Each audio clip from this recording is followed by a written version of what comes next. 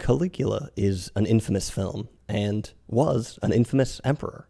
Caligula was the emperor of Rome from 37 to 41. That's year 37 to 41, a while ago.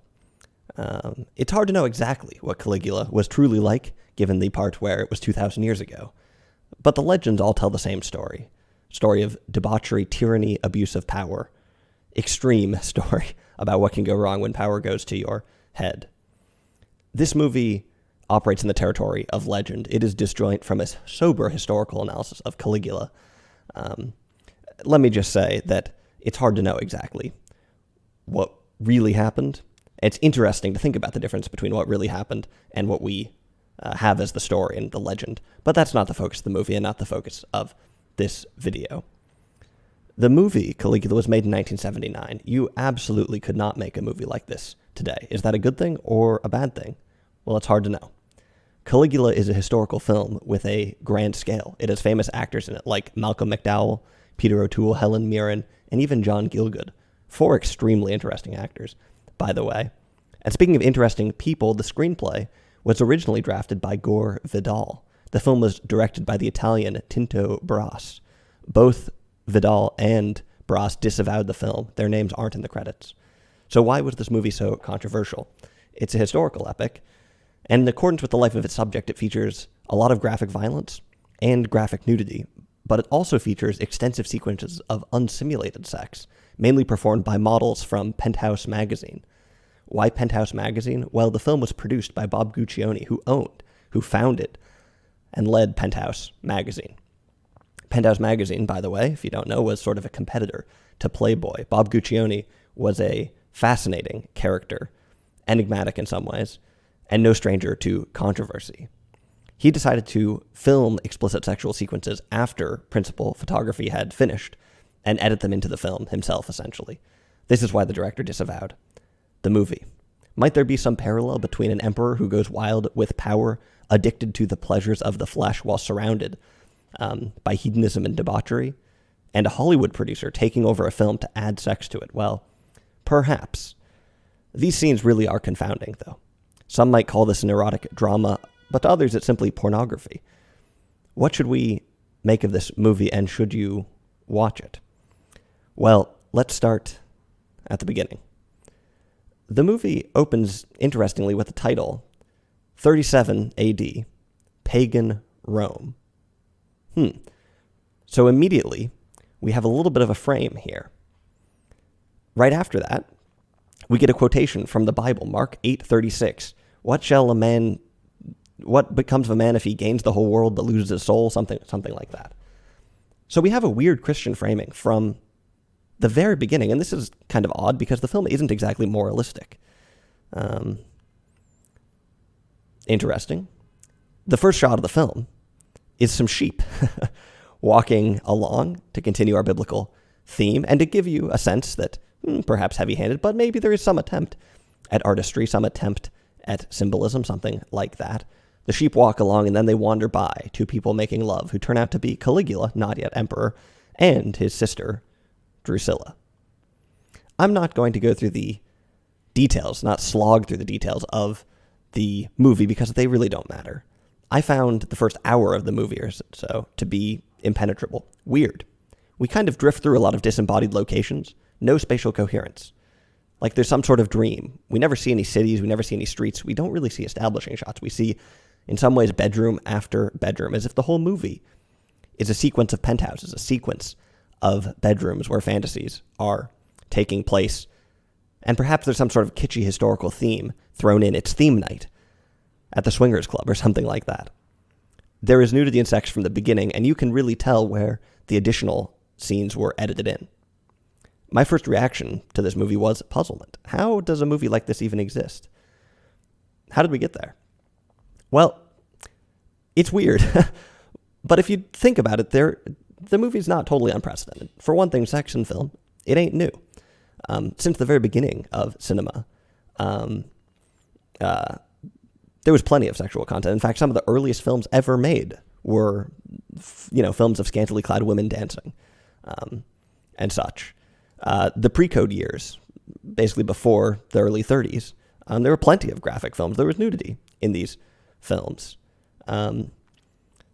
Production code sort of cleaned that up. I've also heard that, to some extent, the Academy Awards were introduced to help clean up the reputation of Hollywood, which was somewhat seedy in the 20s. Okay, so we get the production code in the 30s through 50s and such, and mainstream films are constricted greatly, a huge Catholic influence in Hollywood at this time, but there are still pornographic films around. There are pornographic theaters and such, and there's a growing genre of so-called sexploitation films coming up a little bit through the 1950s. Movies like The Immoral Mr. Tease and The Adventures of Lucky Pierre, sometimes these movies are referred to as nudie cuties, so-called. Then, in the late 60s, we would get the beginning of something that was known as the Golden Age of pornography, 1969 to 1984, in some ways kicked off by an Andy Warhol movie called Blue Movie. Gerard Damiano was a big director in this time. He directed Deep Throat and The Devil and Miss Jones, two legendary films. There were also foreign films, a lot of foreign influence here, like I Am Curious Yellow. This was a moment of adult films, erotic films in the mainstream. They were reviewed by Roger Ebert. They were on Variety's lists of top-grossing films. These wouldn't have been shown in major theaters, but they would have been shown in independent and art house theaters. I'm tempted to learn more about these movies. It feels like there's kind of a secret history of Hollywood that not that many people know about. On the other hand, I'm not that interested in watching any of these movies, so it's to be determined if we're going to have a series on this channel featuring perhaps some of the movies that I just mentioned. Notice there is this link between art and sex. Sometimes the lines are blurred. In Caligula, we have a strong European influence. In a lot of ways, it's an Italian movie. It was directed by an Italian. It was filmed mostly in Italy. It has a bunch of Italians in it. Bob Guccione even has Italian background. While sexploitation films in the U.S. kind of set the stage for Caligula, it's maybe exploitation films from Italy that really define the movie as what it is. Caligula, by the way, was a profitable film. It made money. You couldn't make this today. Can you imagine Hollywood actors appearing in a 2.5-hour-long historical porn film? You couldn't do it. You couldn't do it today.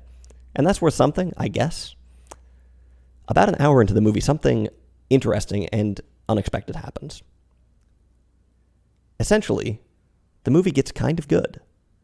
There's a scene where Caligula is supposed to choose a wife. It turns out he's not supposed to keep making out with his sister. Well, he's not supposed to marry his sister, despite how much he wants to. But he wants to find somebody to marry.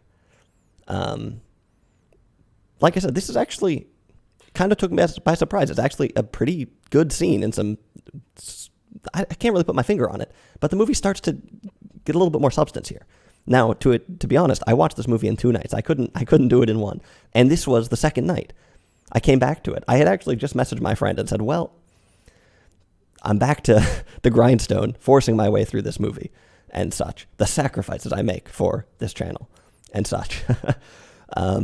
But as I started watching it, I was like, wait a minute. There's something kind of strange that's not bad about these parts. There's a wedding scene that's extremely intense, but there's something to it. Reminds you of Clockwork Orange to some extent. Some incredible ensemble staging at this point. Some very interesting plate spinning.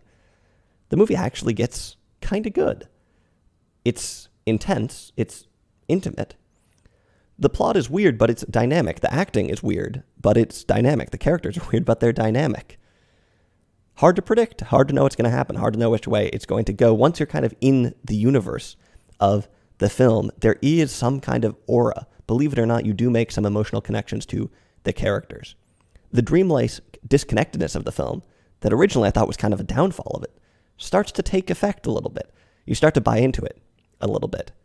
There are definitely stretches of this movie where you can appreciate what it is, where it seems like they're trying to do something, where there is substance. But before too long, we're back to the graphic scenes that Guccione throws into the middle after the fact. These are unseemly. I guess if you set out looking for a pornographic film, then this is what you were looking for. But if you're just trying to watch a movie, they kind of take away from that. Partly because they're unpleasant to watch in themselves, but mainly actually because they're just jarring. They don't really fit in the movie. They break the rhythm of the movie, which would almost certainly be better without them. Without these scenes, the film would still be graphic. It would still be violent. But it does cut away. It does have some vague sense of class that is shattered by these additional scenes, which are totally needless. I should mention, by the way, that it's like a lot of the sexual scenes are shown sort of in extreme close-up. You don't really see the actors and such. And there's a fairly noticeable rift between sort of the famous actors in the movie that don't really practice much nudity in the film, and then the sort of super close-up of the penthouse models and such. These things, they just really don't go together very well. It does, without these, like I said, it does have a little bit of a purpose. You can sense there's some kind of point. There's even some amount of subtlety. For instance, Caligula, in some ways, you know, the legends don't portray him as a very complex character. It's a simple story about somebody who is corrupted by power. But in this movie, it actually is a little bit more complicated. And while Malcolm McDowell sometimes borders on giving us a rerun of his character from A Clockwork Orange, he is really good in this movie, and things aren't quite so linear as you would expect. It's not merely that Caligula sees his opportunity. It's not merely that he is corrupted. The story is a little bit more complex, a little bit more interesting. Like I said, a little bit more dynamic, not what you would expect. So my takeaway really is that this movie is almost good. And in some ways, maybe it makes it better that it's almost there. You know, maybe that makes it a more compelling document. But in other ways, it makes it worse, obviously. Without these scenes, it would still have been a weird movie. It would still be unconventional. It would still be graphic. It would still be intense. But I think it would also be a lot better than it is in this sort of canonical form. So would I recommend that you watch Caligula? Of course not. Are you stupid? No way, man. You have to be pretty far down the cinematic rabbit hole to have your interest in this movie overpower some of the unseemly aspects of this. And some of you might be. You probably know it if you are. So if you were some normal person stumbling on this review, no, of course, you absolutely should not watch Caligula. But, you know, if you're on the road, if you're on the journey, out on the plains of esoterica, sifting through all these interesting movies, well, this is certainly another interesting movie, and it is worth checking out in that context, at least. So that's Caligula. Like I said, in some ways, absolutely there were surprising things about it. An interesting movie, so many interesting people involved in, and the sheer existence of it is kind of mind-boggling. But beyond all that, a movie that actually has hints of substance here and there, despite being kind of interrupted by some of its more heavy-handed content. Overall, though, I don't know. Not the worst movie ever made, I would say.